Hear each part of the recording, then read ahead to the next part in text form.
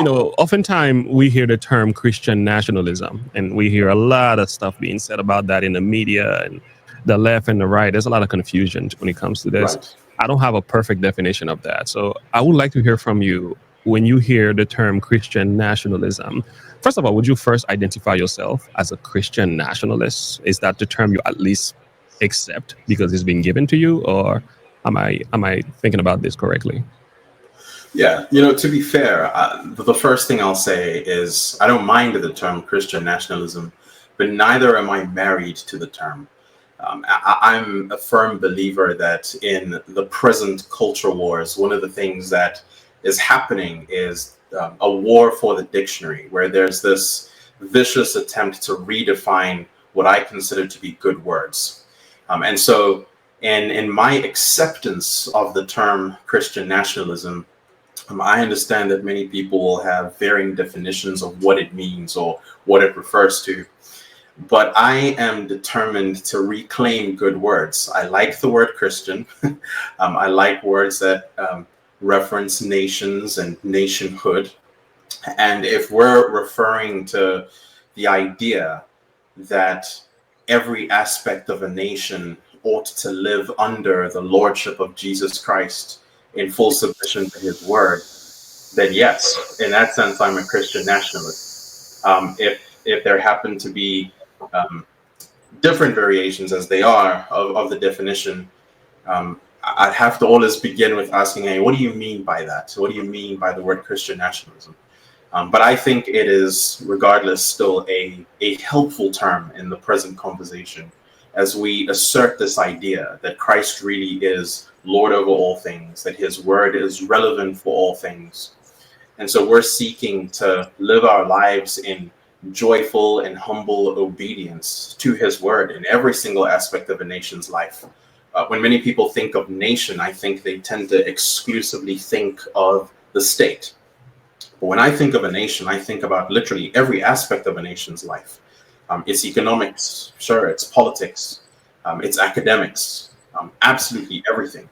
And so I think of it as this all-encompassing vision for living life under the lordship of Jesus Christ. That would be my understanding of Christian nationalism, or at least what I am seeking to assert as I employ that term. Okay. What about you, the rest of the panel? Do you have any understanding similar to that perspective or anything different than that? So I kind of have a question for Lennox then. So one thing I'll grant is that Christian nationalism, at least how I understood it, kind of started as a slur, right? So listen, I've been an American conservative all my life, right? I'm pro-life, right? I don't support Obergefell, right? And I like the Constitution, the Declaration, these things. Right. Now, I have been quite critical of the Christian nationalist movement, but I think it's fair to acknowledge that there are certain things that have just kind of been normie conservative things that have been labeled. So I guess for clarification, my question for you would be, what do you see as, in other words, when you're looking at Christian nationalism or a kind that you would be happy to identify with, how do you see that as different from, say, a constitutional conservative, or, what would you differentiate? Yeah, that's an excellent question. I think that just one of the differences is it's interesting that even that idea of conservatism, like, what does it mean? It means that you're seeking to preserve some kind of heritage. And so I think where I differ, generally speaking, with constitutional conservatives, even though I think there's actually a lot of overlap, is, in fact, I'd actually say there's probably a lot we'd agree on. But I would want to interrogate the foundations of our belief. What are the principles that enabled America's constitutions to become what it is? What are the values that we're seeking to conserve? And what I will often point people back to is the fundamentals of Christianity.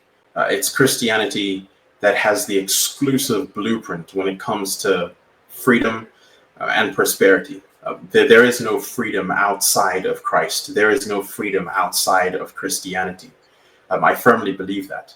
And to the degree to which a nation is in adherence and in submission to Christ is the degree to which they're going to enjoy those freedoms and the degree to which they're going to enjoy any kind of prosperity.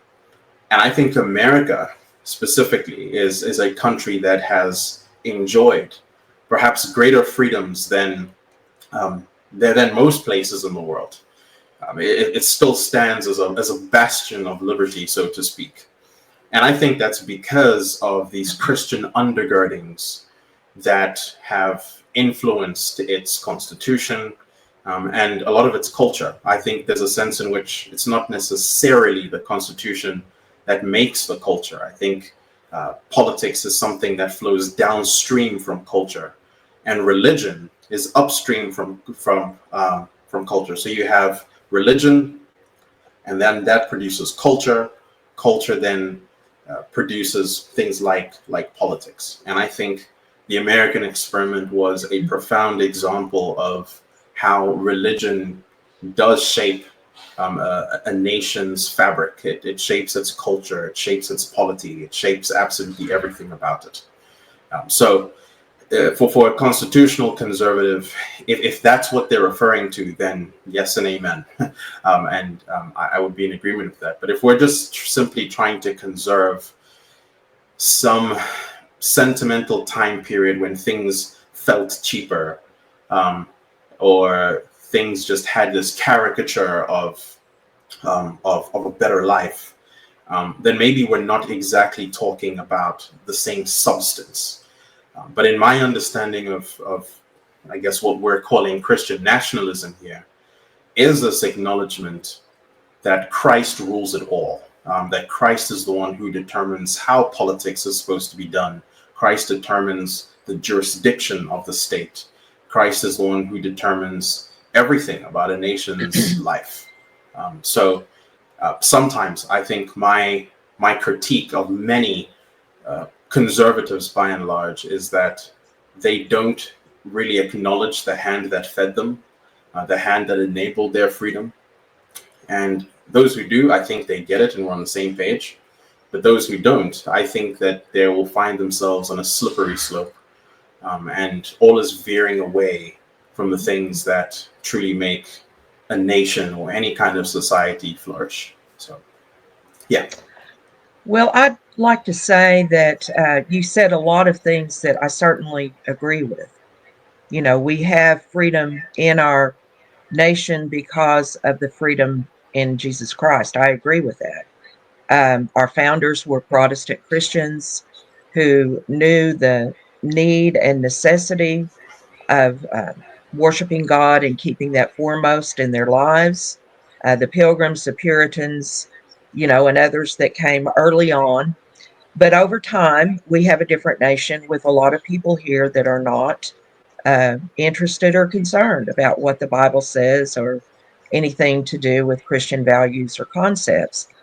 So the people that set up the Constitution, so to speak, just in general, and then the Bill of Rights, were establishing a government that would work for freedom for all people, even those they didn't agree with. And I don't know if you're familiar, you may be, with Thomas Jefferson and John Adams writing back and forth to each other in about 1812, 1816, in that era, several communications about their concerns that the Jesuits, the Roman Catholic Jesuits, who had been banned in Europe at that time, during that period, that they were flooding into the United States and that this was going to be a problem.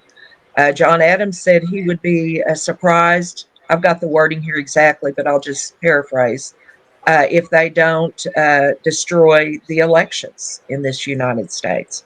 So they understood that there are people that have religious beliefs that are not in agreement with the freedom that's been established. The Bill of Rights was established to give us guarantee of individual freedom and protection, and minorities' freedom and protection. And yet I hear a lot of people that say they are Christian nationalists, and I'm talking about the idea of changing our government to put Christian policy in place to enforce and require a Christian society. And they say that we need to do away with the First Amendment. I've heard several say that. And a lot of people that I know here in Oklahoma, I've been in the political arena. I served in the governor's office. I was deputy commissioner of labor for workforce education and training. I'm familiar with government policy and how that works. So I have a lot of concern about a misunderstanding of what we have in the First Amendment. And we've got a real example of that in Oklahoma, but I'll just stop right there for now. Yeah, So what are your thoughts? Yeah, I think very simply, I think I love how you've kind of recalled some of the history here. And yes, I think that there's a sense in which Adams and Jefferson would have been justified in their concerns with the religion that often pays lip service to Christ, but doesn't actually honor him truly. I have serious concerns with the doctrines of Rome in that regard. I have serious concerns with the way they essentially deify the Pope, as he's referred to. And essentially what it amounts to, the Pope becomes treated as an alternative sort of Christ, right? I think that's a reference to an antichrist, isn't it? So absolutely. I have real concerns there. And so I think what you'd want ideally in a nation is, especially in a nation that values freedom, that values the ability to live in a way that is in accordance with God. You want to have people who are like-minded in that sense. Now, the interesting thing about Christianity as well, though, is that it's a religion that has a potency in a proclaimed word, right? So when I refer to something like Christian nationalism, I am not seeking to do what the Mohammedans do in wielding a sword to cut off people's heads and basically fear-mongering them into compliance. I believe that the gospel, which is the good news of Jesus Christ coming to redeem sinners, is a potent message that is able to transform individuals and cultures as a whole, right? Romans chapter 1:16. The gospel is the power of God unto salvation. And this is a gospel that we proclaim. This is how we win the nations. This is effectively how we make the nations Christian. So that's how it's done. And as the nations become Christians, as people place their faith in Jesus Christ, they're then expected to live in humble obedience to him, in humble obedience to his law specifically. And so I think that Christian nationalism, the way I understand it, is the realization of all of this. As a people, bow the knee before Christ. And by bow the knee, I don't just mean in an outward way. I mean that their thoughts and their affections, everything, their actions, desire to be in submission to God. And they bow the knee before him, that they can then live their lives seeking to make sure that every aspect of it is in submission to God and his word. That influences the way they do their marriages. It influences the way that they raise their children. It influences the way that they relate to their neighbor, right? It influences absolutely every single aspect of it. And so I think that that's how Christian nationalism is realized in a real way. But also underscoring that the beauty of Christianity is also that, again, that it's the exclusive religion that has truth. It has the exclusive on truth. It has the exclusive on freedom. It has the exclusive on flourishing.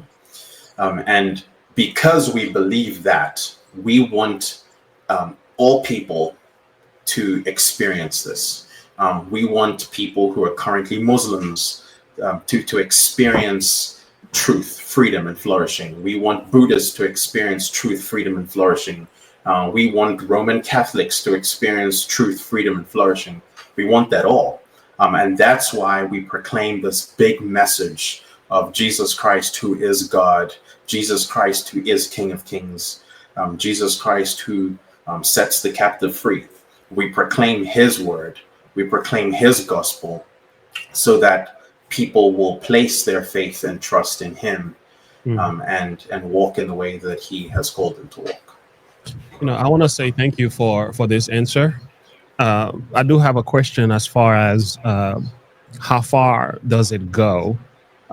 Reason I'm asking that, first, I want to validate the fact I'm with you on this, and I think most Christians, many of us on this panel, many that are watching today, will not take an issue with evangelizing the world for Christ. We are given a great commission for that, and we are told to go into the world and preach the gospel to everyone.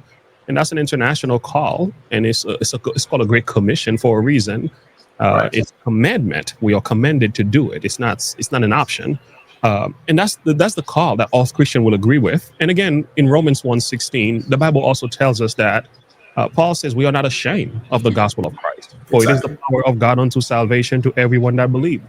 To the Jew first and also to the Greek. For in verse 17, for therein is the righteousness of God revealed from faith to faith, for as it is written, the just shall live by faith. So there is no other way of salvation outside of Jesus Christ, and the gospel is the solution to all humans, civilizations, and all the problems that we face in the country today. But one of the concerns that people do take with Christian nationalism, there seems to be an agenda to get this gospel into the hearts of men by the use of politics rather than trusting in God's power and Holy Spirit. Would you say that's a proper conception, or am I looking at this from the wrong angle here? Yeah, I would say just what I explained a moment ago. I think this is the way we should think about the means through which Christian nationalism is realized. It is through the proclamation of the gospel of Jesus Christ. That's how it's done. That said, I think that there's people who, let me backtrack here. I think that it's important for us to still recognize that politics must also bow the knee to Jesus Christ. Right. So in our understanding of Christian nationalism, my understanding is not necessarily using the state as a weapon to sort of beat people into submission. That wouldn't be the vision at all. But even more so, I'd say it's about the government, the state, actually bowing the knee before God themselves and recognizing who they are before God, understanding that they can't just do whatever they please. They can only do what God has called them to do, which is to preside over justice. Justice being defined as rewarding the good and punishing the evil. Now, it's not the government that comes up with the definitions of good and evil. That's God and God alone, which is why they need to be tethered to God. This is why they need to be in submission to God, because it's God who defines good and evil. For as long as the state is secularized, for as long as a state is not in submission to God, it will always become tyrannical. And the vision for Christian nationalism is a state that also acknowledges their place before God. The state is not the church. The state is not even the family. And I think that all those are distinct governments that God has given us. He's given us the family. He's given us the church. He's given us the state. They are distinct governments that have an interrelated relationship. In other words, the family can't decide to pick up the sword and decide to punish evil and reward good in the public square. The family can't pick up the word and the holy ordinances that are given exclusively to the church. Right? So each domain, each sphere has its own restrictions and its own responsibilities. And one sphere ought not to assume responsibility for the duties of another sphere. Right? So family, church, and state, all three of these governments in submission to God, I think is the goal. And in that understanding, you actually have a nation that's able to thrive. You have household heads who are submitted to God and leading their families well. You have heads of state that are presiding over justice well and faithfully. And you have ecclesial ministers who are leading the people of God faithfully, discipling them so that they can go on and be light in this world and continue to build and be fruitful and multiply in all the ways that God has called us. So that would be my understanding. I don't see Christian nationalism as a means of, again, weaponizing the state, giving them this this undue authority to preside over absolutely everything. No, not at all. In fact, I'd say that under Christian nationalism, we would see much smaller governments than we have now. We would see less tyranny in the world. We would see much more harmony between those different governments, which allows them all to be healthy and fruitful in the ways that God had created them to be. So that would be my understanding, James. Okay, thank you so much for saying that.